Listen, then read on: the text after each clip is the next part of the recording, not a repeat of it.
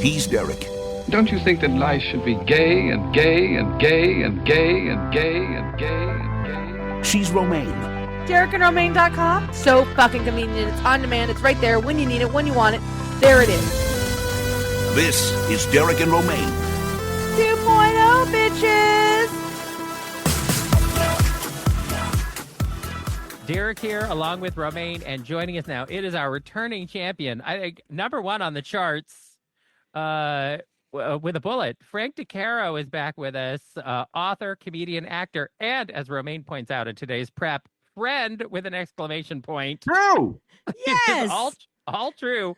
And his latest book is Disco, Music, Movies, and Mania Under the Mirror Ball, published by Rizzoli. And you can check it out everywhere fine and dirty books are sold. And, of course, through his website, frankdecaro.com. And he is on Twitter, Instagram as Frank Decaro Show, and on Facebook as Frank Decaro. Frank. Hello. The most famous and wonderful person ever to come out of New Jersey. Thank you for being Oh, here. yeah. Wait a minute, I'm in New Jersey. And so's Martha Stewart, Ro. I'm sorry, both of us. Yeah. Forget both of us. It's not looking good for either one of us. But yeah, it's pretty funny to be back like this because we've known each other for so many years and have gotten in trouble together and said awful things that can't be quoted together, and watched all of us sort of grow into being better versions of exactly who we were when we walked in the door together. we're all exactly the same. We really are. You know, it's a pound or two here or there, but still it's like, no, I'm exactly the person I was when we first met, and so are you guys. And that's hopefully, what do they call it? The kids call it branding, I guess. So that's what we're doing, where it's our brand, and we're sticking to it, I guess. But anyway, I just want to say to people, it's like the old days, because the pre-show gossip is where the real fun was. It was don't put the mic on, and then we would start laying into people that we've never forgiven anyway, because secretly we're all Italian anyway. I mean, so look, the kind of the best thing about the old days is that it was the sort of the behind the scenes life was actually really fun. And a lot of people who work in radio, you're at a single radio station, and there's, you do a show while you're doing your show. The other people are out in the hallway. You don't even get to interact a lot with your own peers who do what you do. But the great thing about the old facility is, we got to do shows and then hang out with other people who did shows. And it was like great to share that experience. And, it's not telling tales out of school, Frank, to say that you're easily one of my favorite people that we used to work with. And there wasn't a lot of competition. Let's be honest. It's true. Well, Although I did love Doria an awful lot too. Me too. Yeah. I still do. That awful woman whose birthday we just, it's I don't know what's scarier, her birthday or Halloween. I'll tell you, they're right near each other, and I always think of her. It was a fun time that we all had there, but what a cast of characters. Do you miss doing radio at all? No, I don't miss doing anything. It's like, I mean, people say to me, why don't you do a show? And I was like, if anyone offered me money to do if anybody offered me money to do anything, but if anybody offered me money to do a radio show, I'd have been on the air in a heartbeat. But I don't need to talk for free. I still do the Frank Decaro Show every day. It just goes much longer, and my husband is the only audience for it. But I do the show every day, and occasionally with interviews. But it is what it is. I'm talking anyway. It was probably better for that 3 of the hours I was talking used to be paid for. But no, I don't. There are days when I miss it, like after an award show, and if I have something to say, I always think of that. Or if you really want to go to a Broadway show and there's no reason for anyone to give you free tickets anymore, I do miss that a lot. Yeah. But other than that, no, but I would do it again. I'm telling you, I would do it again if it were a job. I would do it again. I just don't talk for free unless I'm promoting a new book or something, because then it's no, I don't. I talk as much as ever. It's just that Jim's a good audience, and he tunes it out the way I'm sure the listeners did as well. They just, I don't have a mute button, but he does have a button that he doesn't have to listen anymore. So if you're not 28 years with that guy, 28 That's years a sticking long next to time. Colin. Yes. Wow. 9 books and 6 for me, and more than that now. I guess we're at 10 or 11. I don't know. Anyway, a lot of books between us. So there is that. But we did make friends. Look at us. I mean, it's like we really have known each other for so many years, and we have our mutual admiration society. And I do keep in touch on the internet with other folks and stuff. The one thing that never got the laugh that I always wish did. I had a sign hanging up that said Petite's Department because Keith Price and I used to sit next to each other, and we were not, we were like the Hippo Ballet, and adorable, but large. And when I had Petite, I stole it from like a Marshalls or something, but it was in my cart, and I thought, well, I'll take it. And so I had it framed, and it said Petite's Department because I thought that was us. So that's what we called our little corner of OutQ. Petite's Department.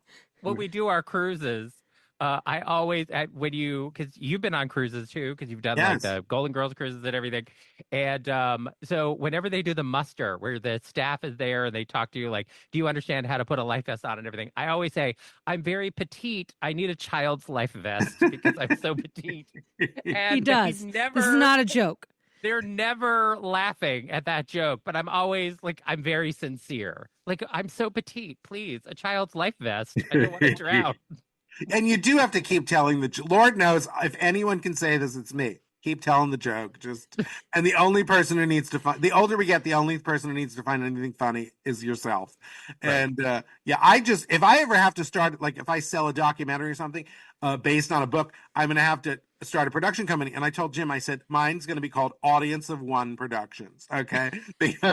Because the only person who, particularly like the stuff I post on Instagram, which I adore, I may be the only one. So it's because I post these collages and people are like, I love your collages. I think your collages are so fun. Lisa Lampanelli, my old employer, Insult Comic Deluxe, called me in the beginning and said, I don't understand these. I don't think they're funny. I don't know why you do that. I was like, you took the time to call me and shit on them. Thank you. Love you. Yeah. So there was that. But invariably the ones that I find the funniest are the ones that get like 3 likes. The ones that I think, oh, this is stupid, 100 likes. It's always like the ones you dash off that you think this is incredibly stupid, and people like it. And if it's incredibly stupid but my particular stripe of stupid, then it's like nobody thinks it's funny. And it's like, oh, but I've been doing this. Everything's got to be disco themed now with this book. So I've been doing this sort of if it rhymes, it's funny school of humor. And so I've been doing like, Your Briscoe Needs You with a picture of Law and Order, with there's Jerry Herman and, famous disco queen, Jerry Herman. Yeah, no, but then Your Kisco Needs You, and I had a sign from Mount Kisco, New York. It's so stupid. And it just makes me laugh and laugh like a grinning idiot. And Doria will tell you that, my old co-host, she'll tell you he's still a grinning idiot. It's like, thanks. Now, Frank, I gotta know, why did you... Hold on a second. I have to make a correction before we get emails. Okay. Yes. Jerry Orbach, not Jerry Herman. Okay. What did I say? Jerry Herman. Oh, wouldn't that be even better? Oh, my God. Oh, it is Jerry Orbach. Thank you. Oh, Jerry Herman would be really fun. Oh, that'd be, it's like... Lord. Hello, Dolly, and I'll have to put the O in hello, and in Dolly, I'll have to put a disco ball. And now now that'll be even funnier, and no one will like it. This is exactly perfect. 2 people will get this joke. We're Jerry Herman. Oh my God! Why didn't I just say Jerry Lewis at this point? We'll call it, disco lady, or something. Oh my God! Jerry Herman. Okay. Before we move on, because I want to talk to you about the book, I have to acknowledge that literally the only person that any of our listeners ask us to do a show or come back is you. You are the only one, and so I have. They beg us all the time. They're like, please make him do a show. And we're like, we can't make him do anything. Yeah. Hey, if my husband can't get me to do anything, no one can. I'll tell you. I don't know if I told you, Derek. So 3:00 this morning, our new puppy ate a Mazzoni designer throw pillows. She has a thing for designer throw pillows. The more expensive, the more she has to kill them. So 3 o'clock this morning, she killed a Mazzoni throw pillow that we loved a lot. And there were white feathers all over our living room. And I couldn't catch her to just put her back in our bedroom. And I woke Jim up, he was not happy. And he came out and he was so angry. And he started cleaning them up. And I said, let me get the vacuum. He's like, no, I'm doing it by hand. Okay, so I said, I worked with him for a little while, and I said, I'm going to bed. That's it. I can't handle this anymore. I'll deal with it in the morning. I woke up this morning, and there was not one feather to be found. Okay? He did it by hand. And it dawned on me that when he finally snaps, and he will, they will find no trace of my body whatsoever. Okay? Not one bit of DNA will be found. It will have been. Look, every serial killer is a Virgo, and he's a Virgo. So I'm putting it out there, on your show so that there's evidence that when this comes to pass, mm-hmm. just be a character witness for him and say, let him get away with it. Because if anyone deserves hazard pay, it's him. So just let him, they'll acquit him. I know that because enough people will talk, but, yeah, it was terrifying. It would look like, American Psycho or something. And I was going to say Christian Bale, but I would come up. Let's say Christian Burl, since I'm not going to get any names right today. Let's pick a different, Christian Lacroix. It was Christian Lacroix who was in America. Jerry Herman and Jerry Orbach. This I didn't used to do during the show. Okay, I used to be able to. This is what getting older is like. You just come up, you just keep going, and you say stuff, and you're just like, that's not even right. It's like, and it's like, what did I say? It's like, oh no, that's right. And then you act like, oh no, that's wrong. Good, I'm glad you caught that one. Yeah, that's good. Yeah, one. This is because I would really love to go on Jeopardy. And I think I would be, well, except for the part of being on TV where I'm pretty sure I would absolutely emotionally melt down because I've never been good on television like that. Ever since I was a little kid, like the first time I was on TV, not good. And I haven't gotten any better. But I would love to go on Jeopardy, but I fear that all of my answers, I would very confidently and do like a character voice and then say Jerry Herman instead of Jerry Orbach. But I would be so confident about it and try to do a bit around it and then also be wrong. And It would be just you'd go viral, Derek. Maybe you do need to go on Jeopardy. We need that publicity. This is the wrong kind of publicity, I think. I did it was silly. I came in one day and I was out and I said, Jim, I think I saw that woman who was in Westworld. What was her name? Dear Evan Hansen. He said, Evan Rachel Wood. And I said, yeah, that's it. And I said, that's what it's gotten to now. I was like, yeah, her name is Dear Evan Hansen. That was exactly right. It's like, thanks. It's like, yeah. Anyway, welcome to Senile World. He keeps saying he's going to bring me to the home. Every time we go to something, we went to a screening at the old actors home, out in the valley. And he really said we got there and pulled in the parking lot and he said, there is no screening. And I said, what? He said, I'm dropping you off. There's a place near the Hollywood Bowl, and we're going, oh, well, let's go to the concert. We're going to go see Patti LaBelle. Oh, we're walking. And we get to it's like Bellevue Village or something, and it's right there. And he said, no, make a left here. And I was like, stop it. I am not going in the home yet. It's like, Have you earned enough points to get into the actor's home? No, I can't even get insurance. You can't, with what? What, My toenail fungus commercial. I didn't do anything. I've done nothing since Happy Chop. No one needs me for anything. I do get to be me on stuff though once in a while, which is fun. No, I think the last thing I did was that was fun was Bianca Del Rio's special. I played a horrible old queen, and then Margaret Cho didn't show up, so they gave me her lines too. So I got to keep going. So that was fun. So God love people not showing, but or having an emergency, whatever. She probably had a real reason. I'm not throwing shade or anything, but it was just gave them but they wouldn't tell me who I was playing, and then the script said old queen, and I was just like, why? That's like, mean. No, I would totally have. I'd have been there early if they told me that was the name of the character. No, it was like one time I did a special on one of the style channels, and they were like, "Can you ice skate?" And what does every actor say? Yes. I wasn't very good, but I got to be Santa, and they felt bad and I was like, it's a Christmas special, and you're worried whether I'm going to worry you're calling me fat. What do I care? It's like, it's got to be Santa, you know. It's like, I don't know, like elf number 3. It's Santa. Of course I'll do it. It's like, and yeah, they were all sheepish about asking me to play Santa, and I don't get it. Why people are sheepish about the wrong things, and then you'll meet someone who looks like Quasimodo, and they'll say, "Well, guys who look like us." It's like, well, thanks. Yeah, I need to be in your group in the freak show. Thanks. I'm real excited about that. So honestly, yes. the meanest thing anyone can ever say to you is guys like us, and because it's never Brad Pitt. Oh no! No. Matt Bomer has never said, "Hey, No, Derek, guys like us." No. Yeah. Yeah. No, it's always someone who, like Shrek, would offer a paper bag to. It's always, it's and they're like, well, guys like us. Thanks. Yes, I see yes. You're like on my day with the lowest amount of confidence, I still know I look better than you. Yeah, it's rough out there. And they love to take, if you have any level, what do big celebrities have to deal with? If people who have a teaspoonful of celebrity in their past, have to just deal ask with Madonna and her horrible face. Yes, I know. Well, I've said bad things about that too, but I can't help it. Anyway, but yeah, I guess there's that. But at least she has you could sit. I mean, she could sit and go, well, that person was horrible to me. I think I'll go count the hundreds today. And she could count money. And I think that would do a lot for me if I could just sit, if you could be like, he called me Quasimodo. I'm going to go roll around on a pile of 20s, or whatever. You'd feel, or hundreds or whatever. Yeah. You'd be like, well, I feel better now. It's like, yeah, I think I'll buy Amazon or something.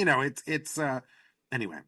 There's that. We should talk about my book. Yes, we should talk about that. The publisher would probably be ecstatic if we talked about Disco, which is available now on Amazon and everywhere fine books are sold. Frank, why did you want to dive into the world of Disco? Well, I had done the drag book. I did a book called Drag Coming Through the Big Wigs of Show Business. You know that. Yes. In 2019. And somebody I interviewed said that I was shining a light on something that didn't get enough respect. And they said that even though drag was everywhere, they still were often treated like the parsley and never the main course. And I started thinking, well, that is what I like to do. I like to get people as jazzed about a topic as I am. And I thought, well, what do I have in my past with some life experience that I would love to do? And I've long wanted to do a book on disco. And I got a short, the true disco was when I went to, in the 70s, I went to the Strawberry Patch Disco in Wayne, New Jersey, right, conveniently located next to the Division of Motor Vehicles and behind Fountains of Wayne, your store for yard supplies. I know where that was. Yep. Yeah, it doesn't exist anymore. But there was a place called Strawberry Patch, and my father would take me on Sunday afternoons with friends, and I loved it. And I remember dancing to like Over the Rainbow and The Wizard of Oz by Miko. It was this disco version by the guy who did the Star Wars theme and Cantina Band disco. Anyway, but he had done The Wizard of Oz as well, and I remember dancing to that. And so I had these rosy feelings about disco. And then I was watching the Bee Gees documentary, and I was reminded of the awful disco demolition night at Comiskey Park in 1979, where they blew up records by black people. They said, oh, it was disco records. It's like, yeah, anyone who went there said, no, it just had to be a black person. And I thought, and there was a guy in the special who called it a racist, homophobic book burning. And I thought, oh my God, Disco Sucks was the MAGA movement of 1979. Yeah. And I thought, this is a topic I have to explore. And also I thought disco was returning in so many ways. And, YMCA is in the Library of Congress. And there just is a newfound respect for it. And so that's what I wanted to convey in the book. And so it starts at the disco demolition night and then quickly becomes a party, because the thesis of the book is that disco didn't die. It morphed into electronic dance music and dance pop and hip hop, and really was like the underlying, a platform that so many other danceable songs built upon. And to this very day, I mean, you can't listen to Dua Lipa and not think of Donna Summer, and you can't hear Sure. About Damn Time by Lizzo and not think, oh my God, without Chic, this song couldn't exist. And um, so that was kind of why I wanted to do it. And it was a high point for women and people of color and the queer community. It was this watershed moment. And so many other people are telling that story now as well. There was a great 3-part documentary on PBS that was called Disco Soundtrack of a Revolution. And I interviewed the director and I said, either we're both right or we're both wrong because we're telling the same history. And she said, good, I think we're both right. And so that felt good. But it really deserves to be, the story needs to be told from a queer perspective or a female perspective or a person of color. I mean, all of us need to stand up and tell this story because it's our story to tell, because disco was built by women, strong women, people of color, and queers, and they told us disco sucks, and they were dead wrong, and so it's time to write that, and and it's also scary. It's like every year in the 20s now, you can pick out a reason to call it the 50th anniversary of disco, whether it's 2020 was the opening of the Loft. There was this proto disco in New York City that sort of was the pattern for Studio 54.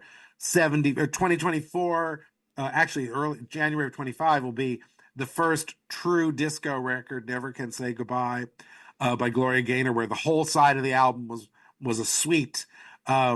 So and you could say that's the 50th anniversary. There's so many. You could do the opening of Studio 54. A few years from now, we'll be able to talk about the 50th anniversary of that.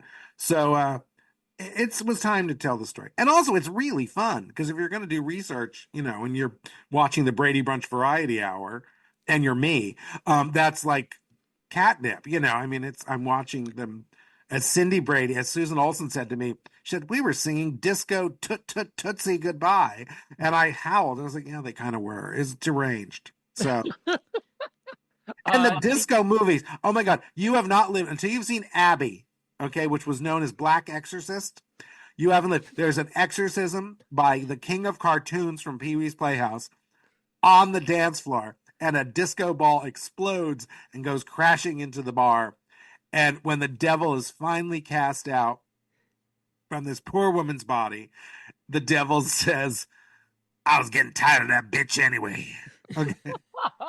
What is not to love? Could you pick something that's more me? Okay. It's like that. It doesn't get more Frank Decaro than that kind of sentiment. That, it's Fred Sanford's voice coming out of, a woman's body, and it's the devil. It's like, oh my God. How many years did you spend doing research for this book? It was like a 3-year disco rabbit hole, really. Wow. But a little bit more, because you're thinking about what you're going to write. Right. So you're dabbling. And then and then it ramps up a little bit more, and you go completely out of your mind, and you start looking for more and more things. And every time you think you've heard of everything, that people are like, Bill Cosby had a disco album, and you're like, no. And then you have to go and listen to that, and then you originally thought, oh well, Cher jumped on the bandwagon, and then Charo had a disco song with my favorite lyric in it ever. But then you find out Bill Cosby did it too. Can I tell you the Charo lyric that I love so much? Of course. She says, everybody wants the same thing. It's coochie coochie. Johnny Carson and my sister want the same thing. Coochie coochie. Okay. Johnny Carson and my sister want the same thing. Coochie coochie. That is my favorite.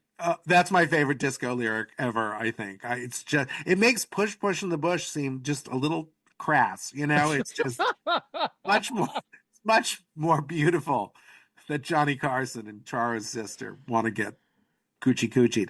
It makes me laugh so much. So yeah, the book is different in that it really does embrace bad as much as good. There's so many, and there've been a lot of books written about disco, but people tend to run screaming from the kitschy stuff. And I am, of course, You love the kitschy stuff. I'm like a pyro running into a burning building. It's like, this is the best. It's, so I definitely embraced all the kitschy stuff. There's an episode of Barnaby Jones. Okay, Derek. Okay, Barnaby Jones. Remember Buddy? How dare you? How dare you bring up Barnaby Jones? Oh, you know what Buddy Ebsen did to me.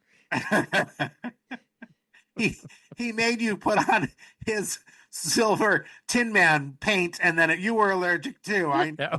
I went. One of my favorite bits from The Simpsons. They have like a little Vicky who's like a rip on Shirley Temple, like running a little dance studio, and she says, "I once ruined Buddy Ebsen's credit rating. He knows why." And I always loved that, like that bit, this randomness. Anyway. Yes, Barnaby Jones. Anyway, he does, and he was 1,000 when we were kids. He was 1,000 when I was kids, and I'm the oldest one in the room here. I'm the oldest one in every room now, but except at the old folks' home where I'm chicken. In Palm Springs, I'm still chicken. But ordered you an Uber. Thank you. But it was. Yeah, he was an old bat then. We're joking about the Tin Man because he was the original Tin Man in the Wizard of Oz, and then he was allergic to the paint, so they had to replace him. So he was already like a star in 1939. So it's 40 years later, and he's doing The Hustle on television in prime time while solving murders. So that one came. Oh, there's also Romaine. This one's for you. There's Disco Beaver from Outer Space. Wow, now that sounds intriguing. I wish it were. I read that it was the lowest rated HBO special ever, and I don't blame them because it was terrible. But it was a person in a giant beaver costume running around going, "Disco Beaver from Outer Space, Disco Beaver." So anyway, it made me happy. So anyway, so there's all of that, and there's also serious stuff because there's appreciations and an interview with Donna Summer. I have an interview that was never published with Donna Summer that I did in 1999. Wow. I was writing for TV Guide, and of course, I went back and looked at the article. I thought, oh, there'll be quotes I can use in here. And of course, the quotes in the article are like, "I love painting now that I'm living in Nashville. My daughter comes home every day from school, and I get to spend quality time with." I was like, "Oh, who cares?" So I was. There was nothing I could use in this story. And I thought, oh, this is a drag. And Jim said, you have to have notes somewhere. You never throw a goddamn thing away. You have to have notes. So I went and looked for notes, and I couldn't find anything. And then I thought, wait a minute. Would I have taped my lunch with Donna Summer? And goddamn it, I did. And I found a broken micro cassette recorder. So I immediately had to go. You go online. It's so funny. You go online now. And if you want a new micro cassette recorder, it's like $300. Okay, it's a $30 item, but they don't make them anymore. So I went to eBay and I bought one, and I put the tape in it very gingerly. I had 2 1-hour tapes of my 2-hour lunch with Donna Summer, and so I'm playing it and recording it and digitizing it, and I'm thinking to myself, don't break. You had to do with tapes. You're like, please don't break. And I recorded the whole thing and digitized it, and then cut it down and turned it into a Q&A for the book. And it's near the end. It works really, really nicely. But it was. I just found my Dolly Parton tapes too, because I had dinner with Dolly Parton 100 years ago as well. So and Jim is working on a 9 to 5 book, so I'll have to give him my tapes of Dolly from back in the day. But yeah, that was kind of like not to be too California woo woo, but it felt like finding those tapes was divine intervention, or at least disco intervention from the disco gods. That's awesome. So that was fun. I want to hear a weird thing. So I did an event in September. It was September 11th. Somebody said, well, good, you're making it a better occasion. I was like, yeah, it was open because no one else would take that date. That's why. Right. So anyway, so I was at the Rizzoli store, and it was packed. It was thrilling. It was just what, because you really do think, no matter how much you work, and I don't know if you guys are like this. Hopefully not. Hopefully you have confidence. You always are sitting there going, no one's going to come. Because I got there early, and they put me in a little antechamber downstairs, and all I thought was, please don't let me fall on these stairs because they're so steep. And everyone who works here is 12 and goes up and down really fast, and I'm not going to be able to do that. And but anyway, so I came up, and while I was, it was packed, and so I looked in the book. And in it is the ticket from the Bee Gees concert that I went to in 1979.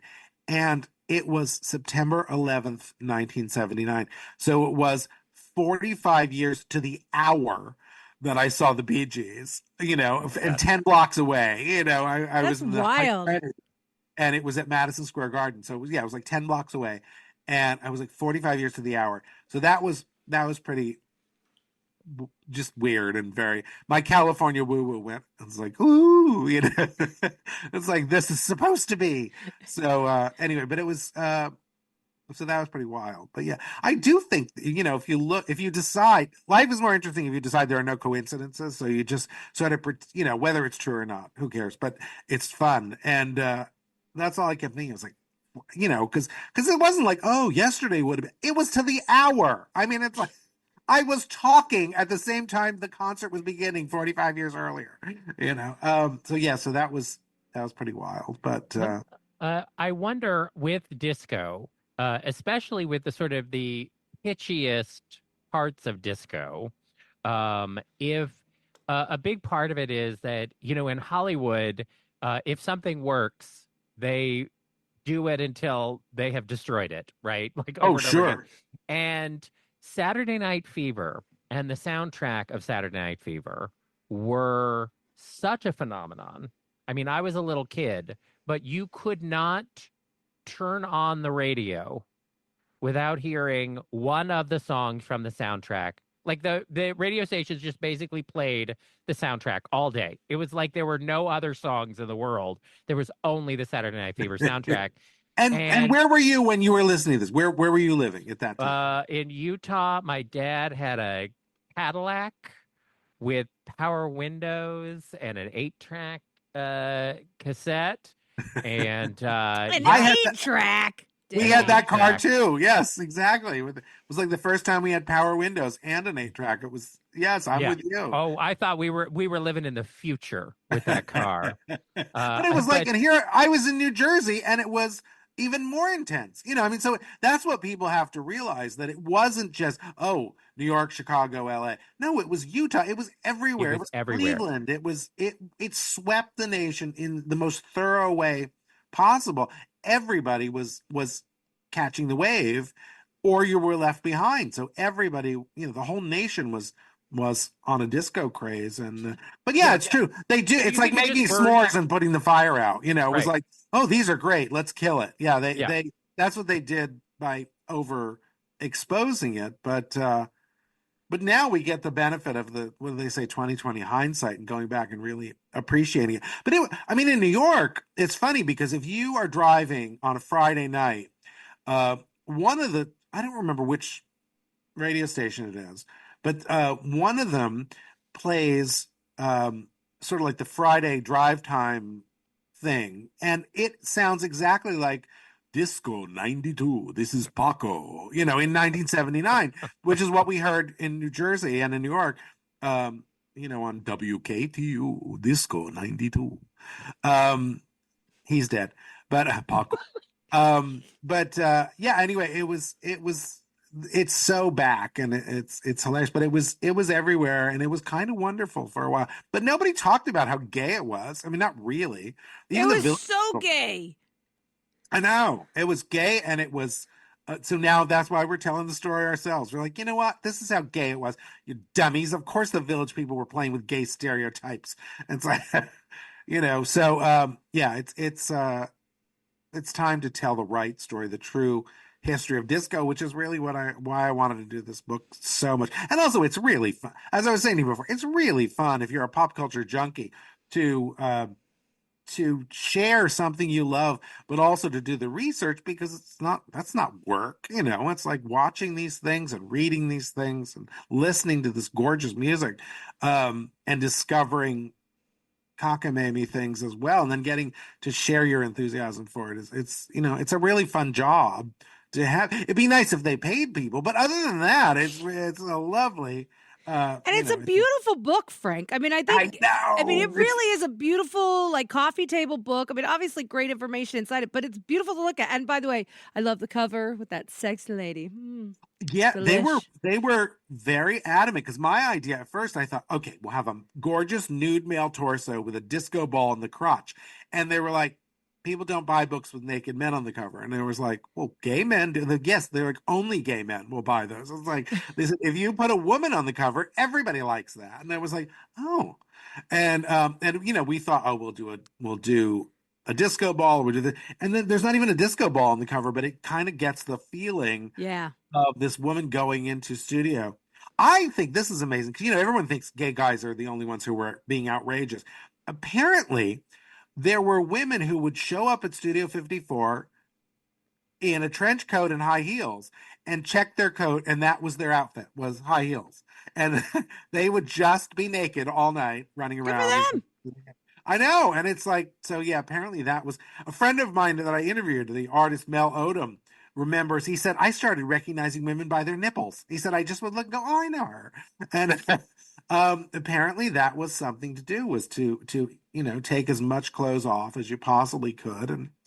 And good for them. So it wasn't just the gay guys being inappropriate or unfettered. Let's say that's better. It was women as well.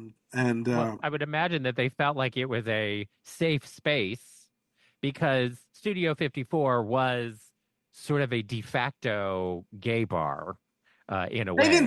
They like to say that it was Steve Rebell liked to say he was making a salad. You couldn't have too much of anything. So right. They were like, the gays brought the enthusiasm, the women brought the glamour. Everybody had to bring some. Alec Baldwin worked there, he was a cigarette boy in the balcony, which I think is hilarious. They're like, oh boy, go to get his cigarettes.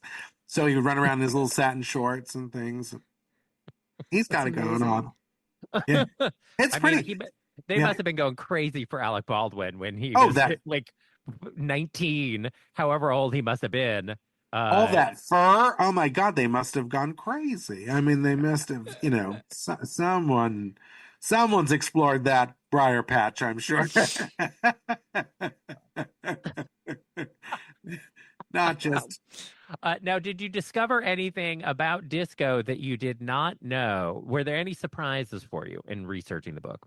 Yeah, what I was saying before, the bandwagon, everyone jumped on the bandwagon. We always think, oh, well, the Rolling Stones did Miss You, and Rod Stewart, Do You Think I'm Sexy, and Kiss did I Was Made for Loving You, and they're always the famous ones. But I was finding that the people who went into disco as a way to resuscitate their careers or just seem current, it really did run the gamut. It was everyone from Martha Reeve and the Vandellas, who did Skating in the Streets, to that comedian who used to say, you can call me Ray, or you can call me Jay, but you doesn't have to call me Johnson. He had a song called Disco Johnson, which is a funny double entendre. Bill Cosby, as I said before, had a disco album, and Margaret has a disco album. Liza Minnelli had one that no one bought, and then it came out 30 years later, and it's still no one bought it. And but it was just crazy. And also, if disco was coming up, we might have all had disco records, because there were TV and radio personalities who had these hits. I mean, Rick Dees did Disco Duck, of course, but Monty Rock III, who was like a celebrity hairdresser and personality and comedian and stuff, became Disco Tex of Disco Tex and the Sexolettes. And somebody said that they were non-singers. And I thought, no, they sing. And you listen to it again, you're like, oh no, he's just talking. And he has that logorrhea, which is diarrhea of the mouth, as my father used to say when I talked too much. He said, do you have diarrhea of the mouth? It's like, sorry, Pop. But it's logorrhea, where you can't stop talking, which is good for our jobs. But you listen to him and he's like, oh, darling, my wig is wet. My chiffon is wet. He's just constantly talking, and they put it to a disco beat. And it's a great song, They had 2 hits with Disco Tex and the Sexolettes.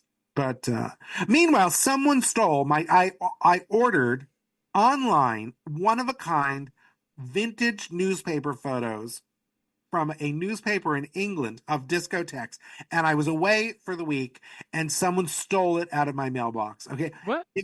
It was those photos and the Soup Nazi bobblehead or Funko Pop. They stole both of those things out of my mailbox, and I never got them back. And it was so infuriating, because I was like, people who would recognize a photo of Monty Rocca's discotheques in the entire Los Angeles basin is someone I know. Okay, it really is like someone. Why would just someone steal these out of my mailbox? So you went to Bruce Valanche's house and confronted him immediately. I know. I said, "How dare you, sir?" It's like my mentor. I've been seeing him a lot lately. I love Bruce Valanche. We've been seeing. He's the best. Yeah, we've been seeing each other because he's been doing stuff for this movie, Studio One Forever, about the LA disco. But he has already clinched the best book title of 2025. He's writing a new book about, and you'll have to have him on, obviously. Yeah, you would do it anyway. You don't need me stumping for him. But his new book is about writing the Brady Bunch Variety Hour, the Star Wars Holiday Special, and the Paul Lynde Halloween Special. Right. And it's called iconic, all three. Yes, it's called It Seemed Like a Bad Idea at the Time. That is the best title. There is no book title in 2025 that is better than It Seemed Like a Bad Idea at the Time.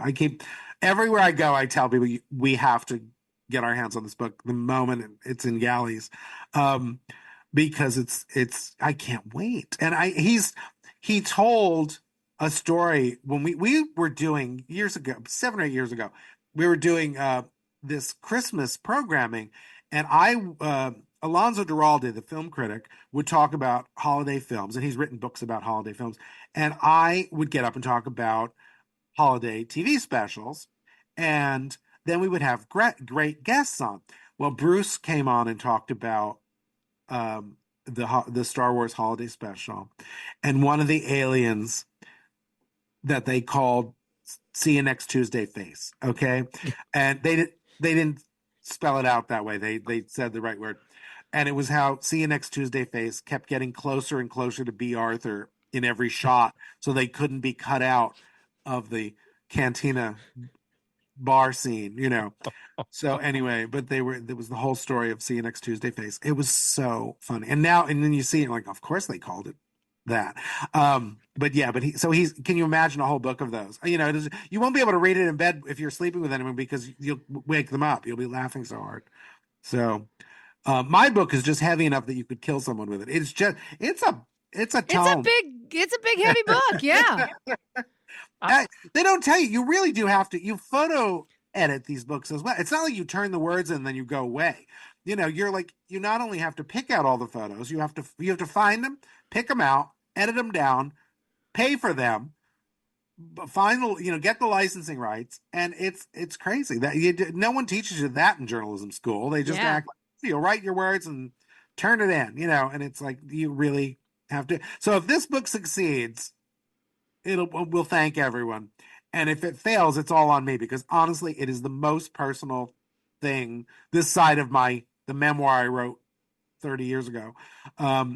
Because it really, even though it's not first person in any way, it really is my baby. It really, it's my sensibility, all over the place. And I picked every photo in the book. And, so there's that, but I had a lot of help with people, obviously, but it's still, it's my sensibility from one side, up one side and down the other, for better or worse, mostly for better. I mean, I think it's easy to recall the 70s as a complete what were they thinking decade, from, avocado green refrigerators to these TV specials to like the after school specials that they put on TV that we watched that in retrospect, like our whole generation must have been completely traumatized by children's television programming. Like, I'm still haunted by the TV movie about the kid who survived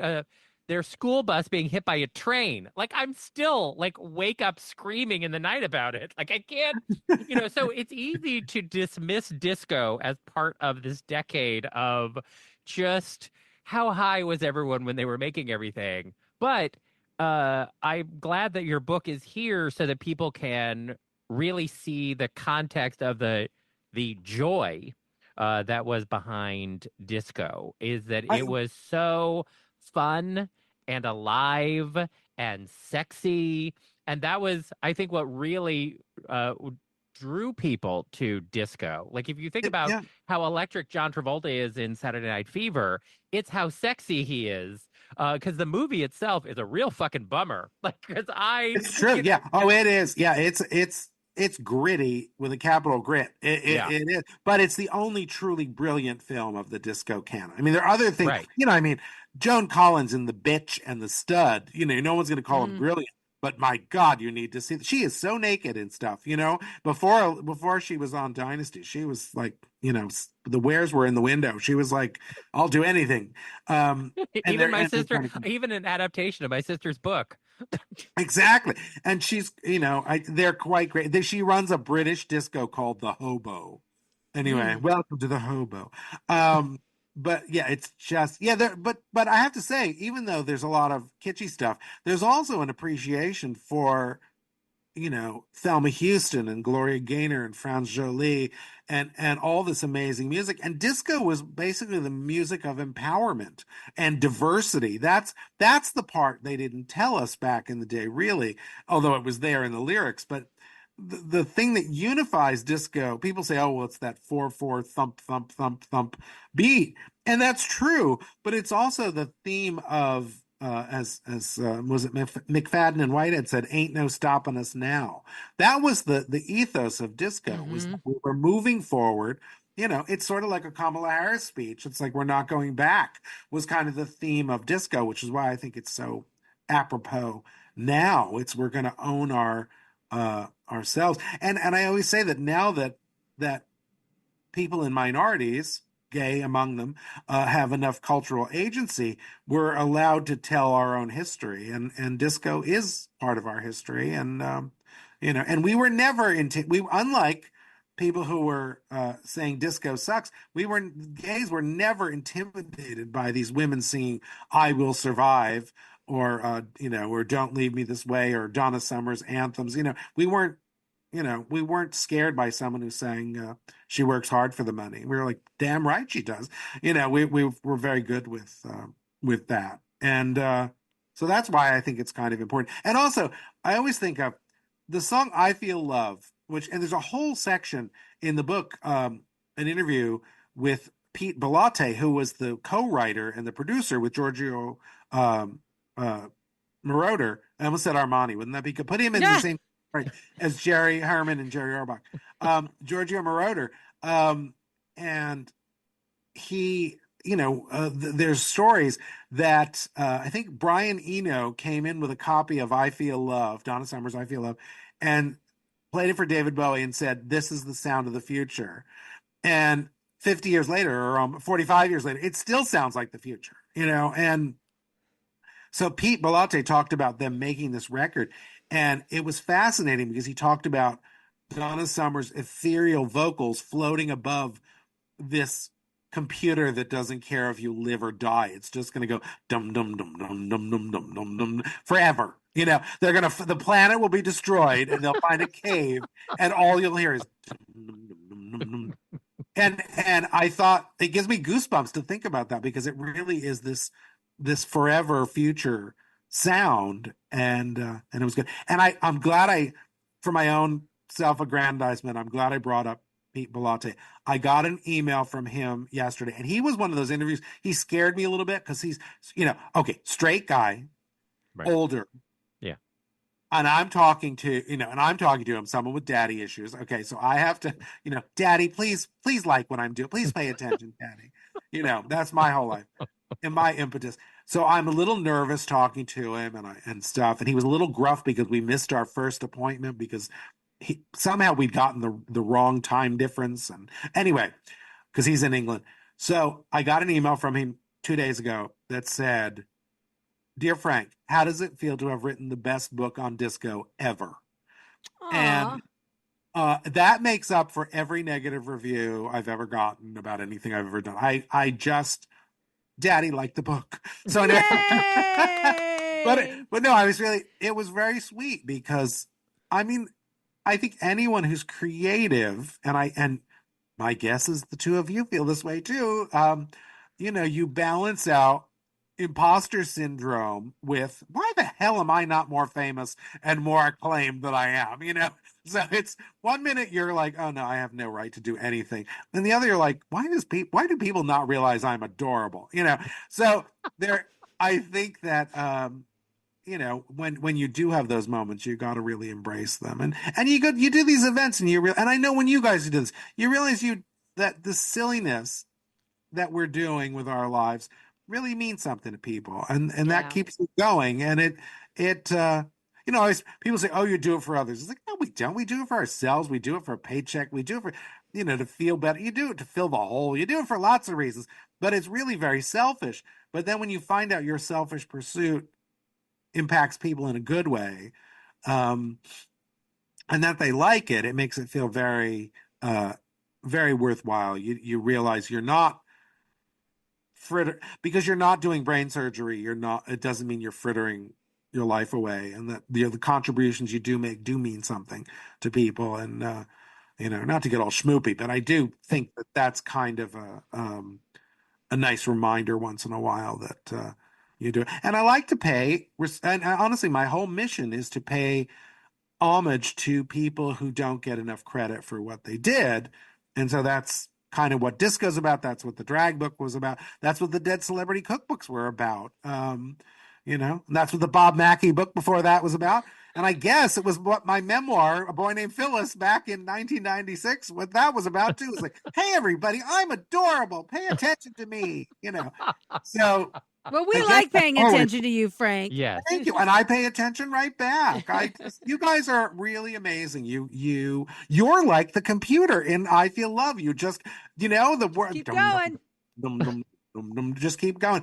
And I admire that because the rest of us are like, Jim will say, what's good? How about you lick your wounds for 10 more years and then try to do something? And I was like, you're right, Jim. I get pissy and go hide, and, it's stupid, but it works for me. It's stupid, but it works. So no, it is. It's a different strategy, and I mean, it's the way I kind of handle things, and I would do it. If I could just always get right back on the horse immediately, I would do that. But I'm not one of those people. I have to think and think and think, and then go, oh, I could do this now. And then you come up with another idea. I just wish I would have, I'd be faster about it. It would be good if, especially as we get older, you can't afford to just go like, I think I'll think for 10 years and then try to come up with something, it's a little better if you work faster. I watch authors who turn out like a book a year or whatever. And I was like, how do you do it? Do you get up every day and work? What the hell is that? Yeah, that sounds horrible. Yeah. Every day you work? It's like, this is terrible. That's why when you say, do you miss early on, we were 2 hours ago we started. No, an hour ago we started. You asked me if I miss doing radio. And I was like, I certainly don't miss getting up at 5 a.m. Because now I kind of go to bed at 3 a.m. It's like I'm much happier staying up really late and doing whatever I'm doing and not having to do the same thing every day. That's a hard thing. Every day is not I don't like to do, I change toothpastes every day. Do you know what I mean? It's like I have 3 toothpastes open because it's like, oh, I used that one yesterday. It's like, ugh, I don't want to do that again today. I have no hair and I have 3 shampoos open. It's ridiculous. But yeah, I like to mix stuff up. So it's hard for me if you're expected to be somewhere every day doing something. It just seems working every day seems excessive. Really, I agree. Derek, we got to stop doing that. Yeah, I agree. I don't dream of being more famous, but I definitely dream of being richer. So I know. I'm telling you, if you could just, people could say anything they wanted if you could just have like piles of hundreds to roll around. And if it just, I would take a bathtub full of quarters at this point, just get in it and go, oh, this feels great. Whenever someone says, you go in for a pedicure and someone asks, which Gorgon those feet are attached to. You're like, I've never even met you. It's like, if you're going to say something that evil, you should be my best friend. It's like, that's how you say that. You don't say that to a stranger. You say that to someone you adore. And then they say something worse, and then you counter with something even worse than that. You don't say, are you still alive to someone you don't love? I mean, but someone you're crazy about. You're like, how are you cheating death again? You oxygen thief. How do you do this? I mean, but that's got to be. You have to adore a person to be that mean, and that's what I think people don't understand. You don't unless they have so much money, in which case they're fair game. But That's what I loved about doing your birthday roast, Frank. oh my God, it was the best. I think Jim is still mad he didn't get all his punches in. I think Jim had more material, but he's had 28 years of roasting me now. So it's, I guess he, in the long run, he really did get to say what he needed to say. And can't wait to hear what today is after that dog getting us up at 3 eating designer pillows. We'll see what that's like today. No. I'm worried for you. Yeah. One last thing, Frank, before we skedaddle. So there are more dead celebrities than ever now. Any chance of a second dead celebrity cookbook or expanded? It'd be 3, Derek. Third. 3. This is already the third 2. one. Yeah, there was a Christmas one. Was the second one, which no one saw. That was like I have never seen the Christmas one in a store. Okay, never once, never ever once did I see that in the store. I was like, let's sell no books. How about that?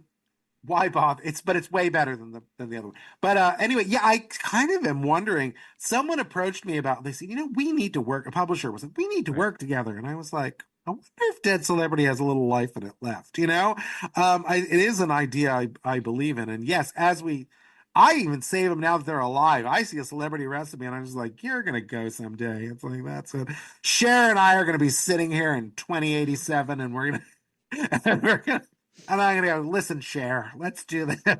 I remember Dark Lady Cher. I'm old enough. I remember, No, anyway, but yeah, no, I do think about that. I have a couple ideas for other books too, but we'll see if someone lets me get in a new playpen now for another few years and come up with. But I have a funny idea. Well, we'll see if anyone every year I'm telling you, you just start from square one and you're just like, hi, give me can baby play another few years? It's like, and then they let you often.